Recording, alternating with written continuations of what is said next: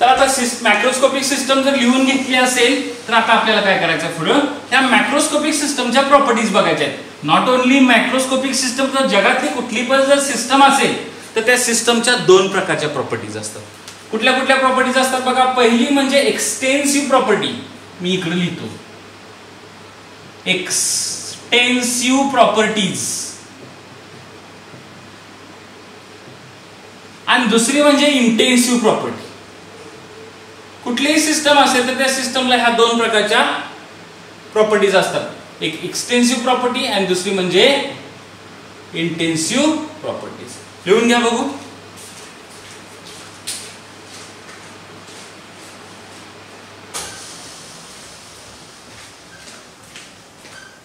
चला घेतला. आपण इथं काय करूया, दोन पार्ट करूया. सीईटीच्या नीटला हमखास बनवला जाणारा प्रश्न ह्याच्यावरचा असू शकतो. Extensive properties and intensive properties असू शकतो. आता एक्सटेन्सिव्ह प्रॉपर्टीज म्हणजे काय, आपण सिस्टमच्या प्रॉपर्टी कन्सिडर करणार. सिस्टम म्हणजे काय, ज्याचा आपण थर्मोडायनामिक स्टडी करणार आहे. बघा पहिल्यांदा मी डेफिनेशन लिहितो. The property which depends on amount of matter present in system. बघा एक सिस्टम आहे, त्या सिस्टमच्या आतमध्ये तुमचं मॅटरची क्वांटिटी किती आहे, त्या क्वांटिटीवर जर त्या प्रॉपर्टीची व्हॅल्यू डिपेंड असेल तर that is called as extensive property. म्हणजे this property depends on the size of sample. तुम्ही सॅम्पल किती घेतलंय त्याच्यावर त्याची प्रॉपर्टीची व्हॅल्यू डिपेंड आहे. For example mass. मास हे कसं असणार आहे, मी काय करतो तुम्हाला तीन गोष्टी देतो. इकडे एक टेस्ट ट्यूब दिलेली आहे, एक बीकर दिलेला आहे आणि एक असा मोठा कंटेनर दिलेला आहे. चलो मोठा काय दिलाय, कंटेनर दिलेला आहे. या टेस्ट ट्यूब मध्ये तुम्हाला मी 10 ml वॉटर दिलेला आहे. आपण सिस्टम मध्ये मॅटर कुठला घेतलाय, वॉटर. इथं मी तुम्हाला 100 ml वॉटर दिलेला आहे आणि मी इथं तुम्हाला 3 लिटर वॉटर दिलेलं आहे. 3 लिटर वॉटर म्हणजे किती, 3000 ml. बघा आपण सिंपल एक्झाम्पल घेतो की तुम्हाला मी 3 ठिकाणी वॉटर दिलेला आहे. 10 ml, 100 ml अँड 3 लिटर म्हणजे 3000 ml वॉटर. मला काय करायचं आहे, हे सगळे सिस्टम आहेत आपल्यासाठी. इथून इथं आलो तर सिस्टम मधल्या मॅटरची क्वांटिटी बदलली का, बदलली आहे. म्हणजे काय झाले, वाढले. इथून इथं आलो, सिस्टम मधल्या मॅटरची क्वांटिटी वाढली का, वाढली. मग मला सांगा इथं असलेल्या मॅटरचं मास किती असेल, 10 ग्राम. इथं किती असेल, 100 ग्राम. आणि इथं किती असेल, 3 kg. बरोबर आहे का. मग ही जी मास ही प्रॉपर्टी आहे, ही सिस्टम मध्ये असलेल्या मॅटरच्या अमाऊंटवर डिपेंडंट आहे का, तर आहे. इकडून इकडे क्वांटिटी वाढत चालले तर मास वाढत चालले. इकडून इकडे गेलो तर क्वांटिटी कमी होते, मास पण कमी होते. That's why this mass is a extensive property. Extensive प्रॉपर्टीचा अर्थ समजला का. एक्सटेन्सिव्ह प्रॉपर्टी म्हणजे काय, त्या सॅम्पलच्या अमाऊंटवर डिपेंड पाहिजे. सॅम्पलचा अमाऊंट चेंज झाले की त्या प्रॉपर्टीची व्हॅल्यू काय व्हायला पाहिजे, चेंज व्हायला पाहिजे. लक्षात आलं. चलो मास एक आहे. दुसरं काय, व्हॉल्यूम. बघा ना 10 ml वॉटरचा आकार मान, 10 ml वॉटर केवढ्या जागेत बसेल, 100 ml वॉटरला त्याच्यापेक्षा जास्त लागेल, 3 लिटरला पण त्याच्यापेक्षा जास्त लागेल. म्हणजे क्वांटिटी ऑफ मॅटर वाढत गेलं तर व्हॉल्यूम वाढते, क्वांटिटी ऑफ मॅटर कमी होत गेली की व्हॉल्यूम कमी होते. म्हणजे क्वांटिटी ऑफ मॅटर बदलत गेलं की व्हॉल्यूमची व्हॅल्यू पण बदलते. That's why this volume is a extensive property. लक्षात आलं. नेक्स्ट आपला एक्सटेन्सिव्ह प्रॉपर्टी असते moles. Number of moles. Number of moles is extensive property. म्हणजे कसं, या पाण्यामध्ये असलेले वॉटरचे मोल्स म्हणजे या वॉटरमध्ये असलेल्या वॉटरच्या मॉलिक्यूल संख्या, या वॉटरमध्ये असलेल्या वॉटरच्या मॉलिक्यूल संख्या, इथं असलेल्या वॉटरची मॉलिक्यूल संख्या इकडून इकडे जाताना काय होत असेल, जास्त असेल ना. ह्याच्यापेक्षा इकडे वॉटरची मॉलिक्यूल संख्या जास्त आहे, ह्याच्यापेक्षा ह्याच्यामध्ये वॉटरच्या मॉलिक्यूल संख्या जास्त आहे. म्हणजे इथं वॉटरचे मोल्स N1 असतील तर इथे N2 असतील तर इथे N3 असणार आहेत. साहजिकच N3 ची व्हॅल्यू जास्त असेल ना, तर का, तर क्वांटिटी कशी आहे, जास्त आहे. मग हे नंबर ऑफ मोल्स पण मॅटरची क्वांटिटी बदलली की बदलतात. That's why this is called as a extensive property. आलं लक्षात. नेक्स्ट आपली प्रॉपर्टी असेल हीट कॅपॅसिटी. आता हे थोडंसं व्यवस्थित समजून घ्यावं लागेल, कारण का स्पेसिफिक हीट कॅपॅसिटी पण इंटेन्सिव्ह प्रॉपर्टी मध्ये येतं. पण आता आपण हीट कॅपॅसिटी बघूया. What is heat capacity? Heat कॅपॅसिटीची डेफिनेशन अशी आहे, it is the amount of, बघा, heat required to raise the temperature of a body by 1 degree centigrade. कुठलीही बॉडी घेतली तर त्या बॉडीचं टेम्परेचर 1 डिग्री सेंटीग्रेडनं जर वाढवायचं असेल तर त्याच्यासाठी लागणारी जेवढी हीट असेल that is called as heat capacity of the body. बरोबर आहे का? आता परत इकडे या. मला ह्या 10 ml वॉटरचं टेम्परेचर 1 डिग्री सेंटीग्रेडनं वाढवायचं आहे. 10 ml वॉटरचं टेम्परेचर 1 डिग्री सेंटीग्रेडनं वाढवायचं आहे. तर यासाठी काहीतरी हीट लागेल ना. फॉर एक्झाम्पल इट Q1 आहे, वॉटर 10 ml आहे, त्या सगळ्याच्या सगळ्या 10 ml वॉटरचं टेम्परेचर 1 डिग्री सेंटीग्रेडनं वाढवायचं आहे. त्यासाठी Q1 हीट लागली. चलो आता इथे या. आता वॉटर 100 ml आहे, त्या 100 ml च्या 100 ml सगळ्या वॉटरचं टेम्परेचर मला 1 डिग्री सेंटीग्रेडनं जर वाढवायचं असेल तर मला किती हीट लागेल? Q2 लागेल. पण तुम्ही मला सांगा, Q1 पेक्षा Q2 कमी लागेल का जास्त लागेल का तेवढीच लागेल? साहजिकच जास्त लागणार ना. तुम्हाला 10 ml चं टेम्परेचर 1 डिग्री सेंटीग्रेडनं वाढवायचं आणि 100 ml चं 1 डिग्री सेंटीग्रेड वाढवायचं, हीट जास्त लागेल. मग मला सांगा, ह्याचं टेम्परेचर जर 1 डिग्री सेंटीग्रेडनं वाढवायचं तर ह्याची हीट कॅपॅसिटी Q3 म्हणालो तर आपला सिक्वेन्स कसा असेल? Q3 is greater than Q2 is greater than Q1. बरोबर आहे का? याचा अर्थ एखाद्या सिस्टम मधल्या मॅटरची क्वांटिटी वाढवत गेलो तर त्याची हीट कॅपॅसिटी वाढते आणि सिस्टम मधल्या मॅटरची क्वांटिटी इकडून इकडे जर कमी करत गेलो तर हीट कॅपॅसिटी पण कमी होते. That's why this heat capacity is a extensive property. लक्षात आलं का? आता अजून काही एक्सटेन्सिव्ह प्रॉपर्टीज आहेत बघा. एनर्जी, कुठल्याही प्रकारची जर एनर्जी आपण घेतली that energy is a extensive property. साहजिक आहे ना. मग ती एनर्जी कुठली असणार आहे? हीट एनर्जी असेल, वर्क एनर्जी असेल, दॅट इज एक्सटेन्सिव्ह प्रॉपर्टी. साहजिक आहे ना. ह्याच्यामध्ये असलेली हीट, ह्याच्यामध्ये असलेली हीट, ह्याच्यामध्ये असलेली क्वांटिटी ऑफ मॅटर वाढत गेलं तर हीटचे प्रमाण काय होणार आहे? वाढत जाणार आहे. अजून एक आहे एन्थाल्पी. एन्थाल्पी हा असा कन्सेप्ट आहे की एखाद्या सिस्टमची टोटल हीट कंटेंट काढला आपण. टोटल हीट म्हणजे त्या सिस्टम मधल्या सगळ्या मोलेक्युलच्या सगळ्या प्रकारच्या एनर्जी आपल्याला काय करायची आहे? बेरीज केली तर ती बेरीज येते म्हणजे तुमची एन्थाल्पी येते. मग मला सांगा, 10 ml मध्ये असलेल्या मोलेक्युल संख्या, त्या सगळ्या मोलेक्युलच्या सगळ्या प्रकारच्या एनर्जीची बेरीज म्हणजे ह्याची enthalpy. Suppose that is H1. इथे लिहितो मी H1. 100 ml वॉटर मध्ये असलेल्या सगळ्या प्रकारच्या सगळ्या मोलेक्युलच्या सगळ्या प्रकारची एनर्जीची बेरीज म्हणजे H2. आणि 3 लिटर वॉटर मध्ये सगळ्या मोलेक्युलच्या सगळ्या प्रकारच्या एनर्जीची बेरीज केली तर H3 भरली. साहजिक आहे, इथल्यापेक्षा इथं मोलेक्युलची संख्या जास्त आहे म्हणजे ह्याची एन्थाल्पी जास्त असेल. इथल्यापेक्षा इथं मोलेक्युलची संख्या जास्त आहे म्हणजे एन्थाल्पी जास्त असणार. मग ही एन्थाल्पी कोणावर डिपेंड असणार? It depends on the amount of matter present in the system.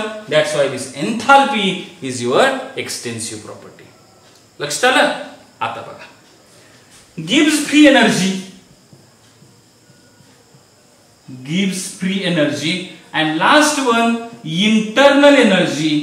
These are your extensive properties. कुठल्या कुठल्या एक्सटेन्सिव्ह प्रॉपर्टीज झाल्या बघा आपल्या? Mass, volume, moles, heat capacity झाल्या.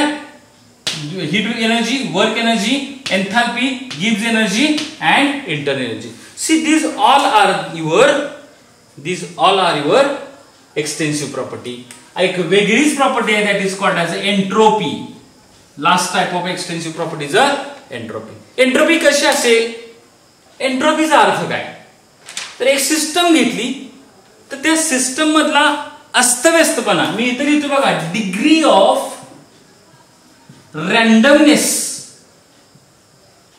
रॅन्डमनेस म्हणजे काय? अस्तव्यस्तपणा. आता याला काय कसं सांगावं? हे बघा, एक काम करूया. एका ठिकाणी 3 व्यक्ती आहेत, एका ठिकाणी 300 व्यक्ती आहेत आणि एका ठिकाणी 3000 व्यक्ती आहेत. हा बेस्ट एक्झाम्पल सापडलं. तुमची शाळा आहे, तुम्ही शाळेच्या टेरेसवर गेलेला आहे आणि तुम्ही 3 ठिकाणी पाहता. एका ठिकाणी 3 व्यक्ती बसलेले आहेत, एका ठिकाणी 300 व्यक्ती बसलेले आहेत आणि एका ठिकाणी 3000 व्यक्ती बसलेले आहेत. आणि तुम्ही जर वरून बघितलं तर हालचाल कुणाची जास्त दिसेल? जिथं 3000 व्यक्ती बसले तिथं हालचाल जास्त दिसेल ना. हालचाल जास्त म्हणजे त्यांचं बसण्याची पद्धत वगैरे अस्तव्यस्तपणा तिथं किती असेल, जास्त असेल. 300 व्यक्तीमध्ये त्याच्याशी कम्पेअर कमी असेल, 3 व्यक्तीमध्ये तर अतिशय कमी असेल. आता ह्या व्यक्ती म्हणजे अमाऊंट ऑफ मॅटर जर बघितलं तर अस्तव्यस्तपणा काय होत जातो, वाढत जातो. म्हणजे रॅन्डमनेस काय होत जातो, वाढत जातो. म्हणजे एंट्रोपी काय होत जाते, वाढत जाते. म्हणजे अमाऊंट ऑफ मॅटर जर वाढत गेलं की एंट्रोपी काय होते, वाढते. That's why this is called as a extensive property. लक्षात आलं का? मग ह्या सगळ्या एक्सटेन्सिव्ह प्रॉपर्टीज लिहून घ्या, व्हिडिओ पॉज करून किंवा स्क्रीनशॉट घ्या. आता आपण इंटेन्सिव्ह प्रॉपर्टीच्या बाबतीत डिस्कशन करूया. आता इंटेन्सिव्ह प्रॉपर्टी म्हणजे काय असणार आहे? इंटेन्सिव्ह प्रॉपर्टी म्हणजे काय, तर ह्याच्या एक्झॅक्टली अपोजिट. काय opposite? This property does not depend on amount of matter present in a system. Amount of matter present in the system किंवा साइज ऑफ सॅम्पल वर डिपेंड नसते. तुमचं सॅम्पल तुमच्या सिस्टम मध्ये असलेला क्वांटिटी ऑफ मॅटर किती पण असू दे, त्याची प्रॉपर्टीज व्हॅल्यू चेंज होणार नाही. For example, first temperature. आता आपण इथं 3 एक्झाम्पल घेतलीत ना. आपण इथं 10 ml वॉटर घेतलेलं आहे, इथं 100 ml वॉटर घेतलं आणि इथं एक मोठं बकेट भरून वॉटर घेतलेलं आहे. तिन्ही वॉटरचं टेम्परेचर एकसारखं असेल का वेगळं असेल, मला सांगा. तिन्ही वॉटरचं टेम्परेचर कसं असणार आहे, एकसारखं असेल ना. कधी एकाच एन्व्हायरमेंट मध्ये आहेत ना. असं कधी होत नाही ना 10 ml वॉटर पेक्षा 100 ml वॉटरचं टेम्परेचर 10 पटीने जास्त असतं, असं कधी होत नाही. तिन्हीचं टेम्परेचर कसं आहे, सेम आहे. मग ही टेम्परेचर, ही क्वांटिटी किंवा टेम्परेचरची व्हॅल्यू तुमच्या सिस्टम मधल्या मॅटरच्या क्वांटिटीवर डिपेंड असणार आहे का, नाही. That is a intensive property. Next, density. कुठली प्रॉपर्टी? डेन्सिटी. डेन्सिटी सुद्धा कशी असणार तुमची? इंटेन्सिव्ह प्रॉपर्टी आहे. 1 ml वॉटर घेतलं आणि 10 ml वॉटर घेतलं तर डेन्सिटी त्याची 1 ग्रॅम पर ml बदलणार आहे का, नाही बदलणार आहे. म्हणजे डेन्सिटी इज इंटेन्सिव्ह प्रॉपर्टी. मी आता तुम्हाला इथं अतिशय इंटरेस्टिंग गोष्ट सांगतो. What is the formula for density? Mass upon volume. आता तुम्ही म्हणणार मास अपॉन व्हॉल्यूम ही इंटरेस्टिंग काय गोष्ट आहे. मला सांगा, मास ही क्वांटिटी कशी आहे? इथं आहे बघा, एक्सटेन्सिव्ह. व्हॉल्यूम कसा आहे? एक्सटेन्सिव्ह. आणि 2 एक्सटेन्सिव्ह प्रॉपर्टीचा जर रेशो घेतला तर तो रेशो मात्र कसा येतो? इंटेन्सिव्ह येतो. हे मात्र लक्षात ठेवा व्यवस्थित. 2 एक्सटेन्सिव्ह प्रॉपर्टीचा रेशो घेतला तर तो इंटेन्सिव्हच यायला पाहिजे. बरोबर आहे. ही मात्र आता आपण प्रत्येक ठिकाणी हे अप्लाय करून, जेणेकरून तुम्हाला काय होणार ते सोपं होणार आहे. Next, refractive index. Refractive index it doesn't depend on the amount of matter present in the system. Refractive index कोणा सांगतो? ग्लासचा. आपण असं म्हणतो का refractive index of small glass and refractive index of large glass, असं कधी सांगत नाही. ग्लासचा रिफ्रॅक्टिव्ह इंडेक्स सांगतो. म्हणजे रिफ्रॅक्टिव्ह इंडेक्स साठी तुमची ग्लास लहान आहे का मोठे आहे, सिस्टम मध्ये मॅटरचं प्रमाण कमी आहे का जास्त आहे, ह्याच्याशी काहीही देणं घेणं नाही. Refractive index is your intensive property. Next, pressure. अतिशय कन्फ्युजिंग टर्म. आता तुम्ही म्हणणार प्रेशर सर हे एक्सटेन्सिव्ह पाहिजे होतं का, तर जेवढं क्वांटिटी ऑफ मॅटर जास्त तेवढं प्रेशर जास्त ना, असं वाटेल, पण तसं नसतं. What is the formula for pressure? P is equal to force, बरोबर आहे ना, फोर्स अपॉन एरिया ना. आता एखाद्या ठिकाणी मॅटर एवढा आहे आणि एका ठिकाणी मॅटर एवढा आहे, तर ह्याचा फोर्स पेक्षा ह्याचा फोर्स कसा असेल? जास्त असेल. ह्याच्या एरियापेक्षा ह्याचा एरिया कसा असेल? जास्त असेल. म्हणजे फोर्स ही झाली एक्सटेन्सिव्ह प्रॉपर्टी, एरिया पण एक्सटेन्सिव्ह प्रॉपर्टी, पण 2 एक्सटेन्सिव्ह प्रॉपर्टीचं रेशो घेतला तर काय येतो? इंटेन्सिव्ह येतो. Because pressure is a force per unit area. आता पर युनिट एरियावरचा तुमचा फोर्स तर काय बदलणार नाही ना, म्हणजे काय? That is a intensive property. लक्षात आलं का? Next, viscosity. विस्कॉसिटी पण काय? इंटेन्सिव्ह आहे. अमाऊंट ऑफ मॅटर सोबत ती बदलणार नाही. आलं लक्षात? कॉन्सन्ट्रेशनच्या तुमच्या ज्या टर्म्स आहेत, सगळ्या कॉन्सन्ट्रेशनच्या टर्म्स आहेत ना, इंटेन्सिव्ह प्रॉपर्टीज आहेत. For example, molarity. आता तुम्ही म्हणणार molarity is the number of moles absolute divided by volume. मग मोल्सची संख्या वाढली की मोलॅरिटी वाढते. याचा अर्थ मोलॅरिटी मोल्सवर डिपेंड आहे, म्हणजे अमाऊंट ऑफ मॅटरवर डिपेंड आहे. म्हणजे ही मोलॅरिटी कशी पाहिजे होती? एक्सटेन्सिव्ह पाहिजे होती. पण बारकाईन बघा, नंबर ऑफ मोल्स कसे आहेत? एक्सटेन्सिव्ह. व्हॉल्यूम कसं आहे? एक्सटेन्सिव्ह. साहजिक आहे, दोन एक्सटेन्सिव्ह प्रॉपर्टीचा रेशो कसा येणार? इंटेन्सिव्ह. का तर मोलॅरिटी सांगताना कसं सांगतोय? Per litre. पर लिटर बदलणार नाही ना.